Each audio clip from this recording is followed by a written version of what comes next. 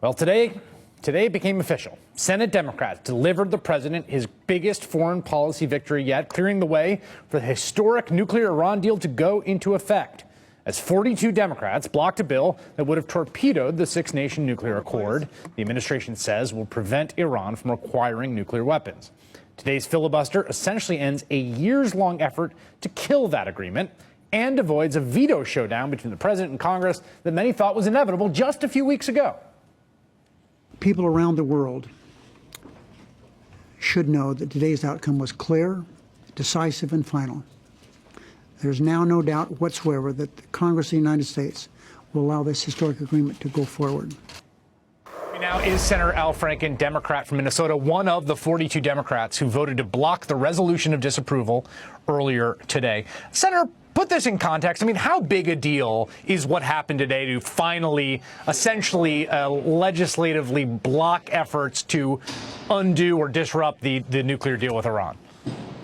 Well, I think that would have been a terrible thing to do, and that's why I voted against the what basically the Republicans are trying to do, a couple Democrats as well. This deal is the most effective and realistic option that we had to make sure that Iran doesn't get a nuclear weapon, or everything we can do to make sure they don't get a nuclear weapon in the next 15 years and beyond. And I did not hear from the opponents of the bill any real rational alternative to this deal. Sometimes they would say, well, we could reject it and get a better deal. But I talked to the ambassadors and other diplomats from the other P5+1 countries, and they all said that we couldn't go back to the table and that the sanctions would erode and maybe completely unravel, and that just wasn't a realistic option. You are one of a number of senators who are Jewish, and that doesn't seem particularly. I am. It doesn't seem particularly germane, and not something I would usually lead with in a question, except for the fact that the coverage, okay. The coverage of this really has focused in a way that I sometimes find a little odd or bizarre or even uncomfortable about, Jewish members of Congress. The Times today running a graph with, where people were and whether they were Jewish or not. Did you feel any particular spiritual, emotional anguish based on your faith or about your Jewish roots in trying to make up your mind on this? Well, I am Jewish, and I have I'm a big supporter of the state of Israel, and I felt that this was in the security interests of Israel. I feel it's in the security interests of the United States, and I talked to a lot of people in coming to this decision, including friends of Israel who were on both sides of this.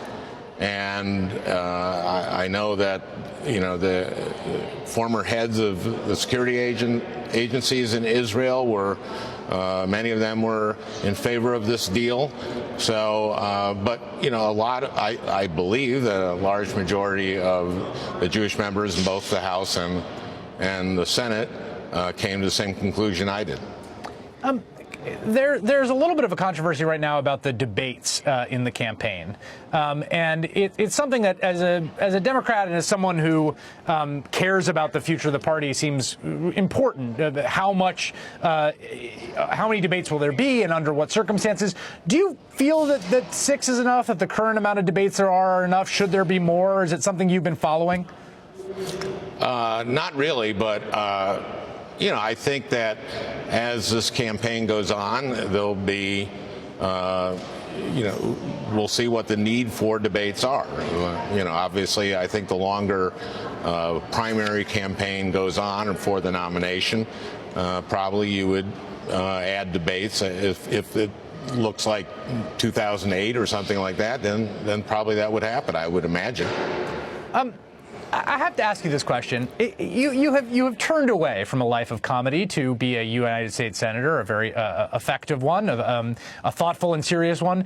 Is there some part of you that wants to relapse as you watch the Donald Trump phenomenon unfold? Are you sort of secretly writing jokes that you're sending to other comedians? Do you feel the instinct to partake comedically? I think I think the comedians are going to do this, and I think that there'll be plenty of that, and there already has been. So, no, I'm really focused on the work before the Senate. That's my job, and it's the best job I've ever had. All right, Senator Al Franken, it's really a pleasure. Thank you so much for joining me. Thank you. We should take note the New York Times article I asked Senator Al Franken about earlier appears to have been changed. The infographic no longer notes whether or not the Democratic senators who are against the Iran deal are Jewish or not. Coming up, I'll talk to David Brock about his new book that alleges he has proof of a bias in the New York Times against Hillary Clinton. Stay with us. Gives us better tools.